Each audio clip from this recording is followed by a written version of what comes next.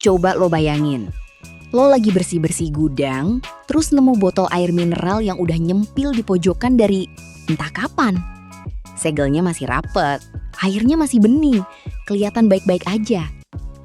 Terus lo lihat label di botolnya. Ada tanggal kadaluarsa. Dan tanggalnya udah lewat 2 tahun yang lalu. Situasi ini mungkin familiar buat lo. Hampir semua orang pernah ngalamin momen kayak gini. Nemu air mineral lama, terus bingung sendiri. Diminum apa dibuang? Sebagian orang milih aman, langsung dibuang tanpa mikir panjang.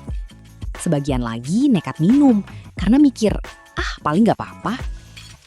Nah, ini pertanyaan yang kelihatannya sepele, tapi sebenarnya bikin banyak orang salah paham selama bertahun-tahun.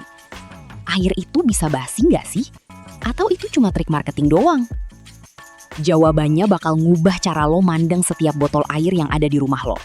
Dan percaya deh, di ujung video ini, lo bakal ngerti kenapa yang perlu lo takutin itu bukan airnya, tapi sesuatu yang lain. Jadi gini, dari kecil, kita dibiasain lihat tanggal kadaluarsa di hampir semua makanan dan minuman kemasan. Susu, roti, bahkan air mineral. Otak kita otomatis mikir, oh berarti kalau lewat tanggal ini, isinya udah nggak layak konsumsi. Tapi ternyata, air itu beda cerita sama susu atau roti. Air adalah senyawa kimia paling sederhana. Cuma 2 atom hidrogen sama 1 atom oksigen. Nggak ada bakteri yang bisa numbuhin diri dari molekul air murni itu sendiri. Nggak ada gula atau protein yang bisa difermentasi kayak di susu. Coba bandingin sama roti yang bisa berjamur dalam hitungan hari. Atau susu yang bisa basi dalam hitungan minggu. Air murni nggak punya bahan bakar buat proses semacam itu terjadi. Badan Pengawas Obat dan Makanan Amerika, FDA, bahkan secara terang-terangan bilang kalau mereka nggak mewajibkan produsen mencantumkan tanggal kadaluarsa di botol air. Nggak wajib. Artinya, air mineral yang tersegel rapat dan disimpan dengan benar itu, secara teori, bisa aman diminum tanpa batas waktu. Jadi kalau gitu, kenapa hampir semua botol air yang kita beli di minimarket tetap ada tanggal kadaluarsanya? Nah, disinilah bagian yang bikin banyak orang salah kaprah. Karena kita udah kebiasaan mikir tanggal kadaluarsa sama dengan batas aman. Padahal buat air kemasan, logikanya nggak sesederhana itu.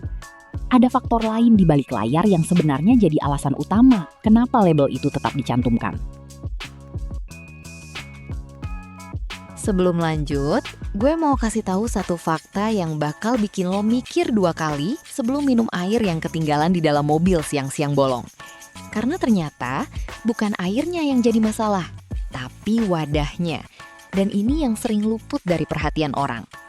Jadi gini, sebagian besar botol air mineral itu terbuat dari plastik jenis PET, singkatan dari polyethylene terephthalate. Plastik ini emang food grade, aman dipakai untuk kemasan makanan dan minuman. Tapi plastik, sebagus apapun kualitasnya, tetap punya sifat yang namanya permeable, alias sedikit berpori. Artinya seiring waktu, terutama kalau kena panas atau sinar matahari langsung, molekul-molekul kecil dari plastik itu bisa mulai berpindah ke dalam air. Proses ini disebut leaching. Makanya, kalau lo pernah nemu air mineral yang ketinggalan di jok mobil berhari-hari, terus pas diminum rasanya agak plastik, itu bukan perasaan lo doang. Itu beneran, ada perubahan komposisi kimia di dalamnya. Sama halnya kalau lo pernah beli air mineral yang bentuk botolnya udah agak penyok atau berubah bentuk, itu juga bisa jadi tanda kalau botolnya udah kena panas berlebih selama proses distribusi atau penyimpanan.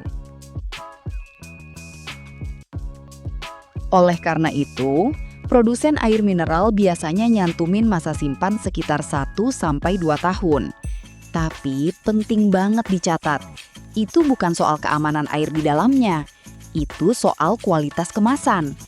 Mereka ngegaransi rasa dan kesegaran air, bukan ngasih tahu kapan air itu jadi racun.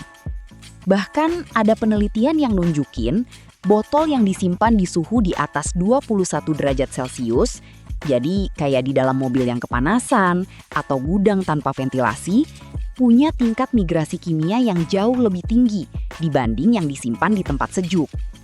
Ini juga alasan kenapa banyak ahli nyaranin buat pilih botol yang bebas BPA, singkatan dari bisphenol A. sejenis senyawa kimia yang sering dikaitkan sama gangguan hormon kalau terpapar dalam jumlah besar dan jangka panjang. Kebanyakan botol air kemasan modern sekarang udah BPA free, tapi tetap aja, prinsipnya sama. Makin lama plastik itu kepanasan, makin besar kemungkinan senyawa-senyawa kecil di dalamnya berpindah ke air yang kita minum. Tapi ini belum semua ceritanya. Karena selain plastik yang meluruh, ada satu ancaman lain yang jauh lebih sepele kelihatannya, tapi sebenarnya lebih berbahaya. Coba lo ingat-ingat, pernah nggak lo minum dari botol yang udah kebuka, terus lo taruh lagi di meja semalaman, besoknya lo minum lagi? Kalau iya, ada kemungkinan lo udah nelen sesuatu yang jauh lebih hidup dari sekedar molekul plastik. Begitu segel botol air dibuka, situasinya berubah total. Air yang tadinya steril di dalam kemasan tersegel, sekarang mulai kontak langsung sama udara, sama bibir kita, sama tangan kita, bahkan sama debu di sekitar. Setiap kali kita minum langsung dari botol, kita ninggalin bakteri dari mulut kita ke dalam air itu.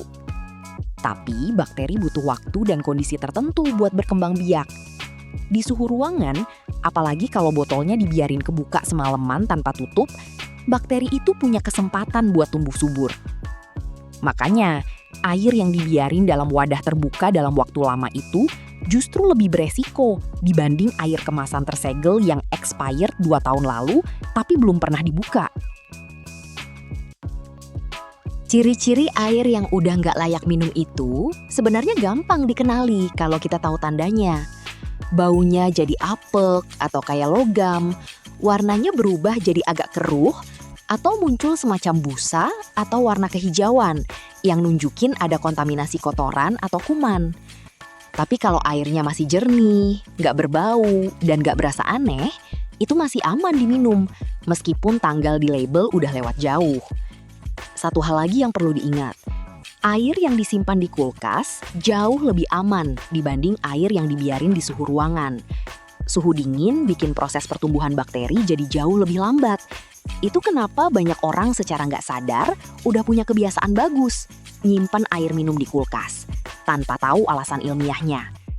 Jadi sebenarnya, pertanyaan yang lebih tepat bukan apakah air ini kadaluarsa, tapi apakah wadah penyimpanannya yang bermasalah. Tapi ada satu jenis wadah air yang hampir setiap rumah di Indonesia punya. Dan ternyata risikonya sering diabaikan, padahal dipakai tiap hari. Coba lo perhatiin galon di rumah lo. Udah berapa lama dispenser itu nggak pernah dibersihin bagian dalamnya? Karena ternyata ini justru salah satu sumber kontaminasi air paling sering yang jarang disadari orang. Galon isi ulang itu beda cerita lagi sama botol kemasan sekali pakai. Tapi logikanya mirip. Bukan airnya yang jadi masalah utama, melainkan jalur yang dilewati air itu sebelum sampai ke gelas kita. Begini prosesnya. Air dari galon itu ngalir lewat keran dispenser yang kalau jarang dibersihin jadi tempat nyaman buat lumut, jamur, sama bakteri berkembang biak.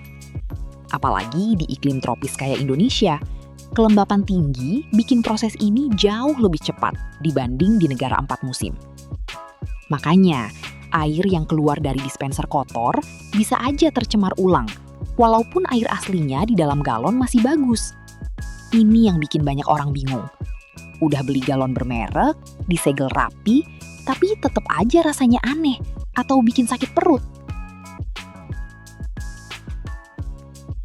Oleh karena itu, kebiasaan sederhana kayak bersihin bagian dalam dispenser secara rutin, ganti galon dalam waktu wajar setelah disegel dibuka, dan jangan biarin galon kebuka lama-lama tanpa tutup. Itu jauh lebih penting dibanding sekadar ngecek tanggal produksi di label galon. Ada juga opsi lain yang makin banyak dipilih orang sekarang, yaitu pakai filter air langsung di keran atau di rumah.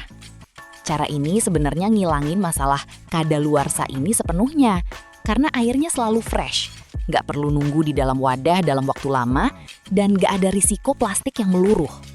Tapi tentu aja, ini butuh investasi awal dan perawatan filter secara berkala. Jadi bukan berarti lebih simpel buat semua orang. Jadi, kesimpulannya sama kayak yang tadi. Air itu sendiri jarang jadi biang keroknya. Yang harus diwaspadai selalu ada di sekitar air itu. Wadahnya, cara nyimpennya, dan seberapa sering kita bersihin jalur yang dilewati air sebelum masuk ke tubuh kita. Jadi, kalau kita rangkum semuanya, air murni itu sendiri secara kimia nggak bisa basi. Nggak ada proses pembusukan kayak di makanan. Yang bikin air kelihatan kadaluarsa itu ada dua hal. Plastik kemasannya yang lama-lama meluruh, terutama kalau kena panas. Dan kontaminasi dari luar begitu segelnya dibuka. Air yang disimpan di kulkas dalam wadah bersih dan tertutup rapat bisa tahan lama banget. Bahkan disebut-sebut bisa bertahan tanpa batas waktu, selama nggak kena kontaminasi.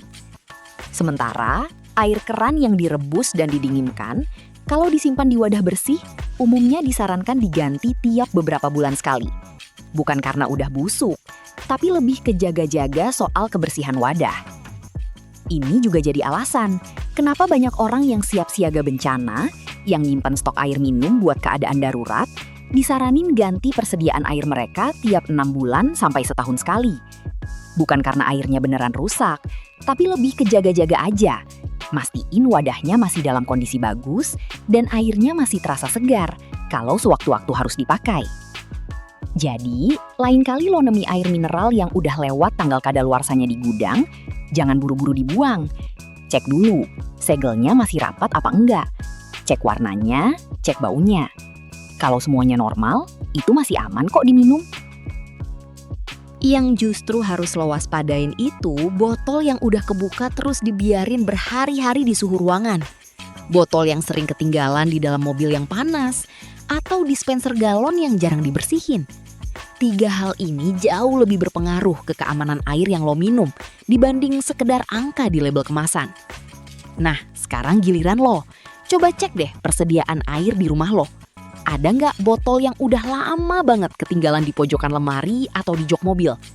Atau jangan-jangan dispenser galon di rumah lo juga udah lama nggak dibersihin? Share pengalaman lo di kolom komentar. Pernah nggak ketipu sama tanggal kadaluarsa di botol air? Kalau video ini bikin lo mikir ulang soal kebiasaan simpan air selama ini, jangan lupa like videonya dan subscribe channel ini biar nggak ketinggalan pembahasan-pembahasan seru lainnya. Sampai ketemu di video berikutnya.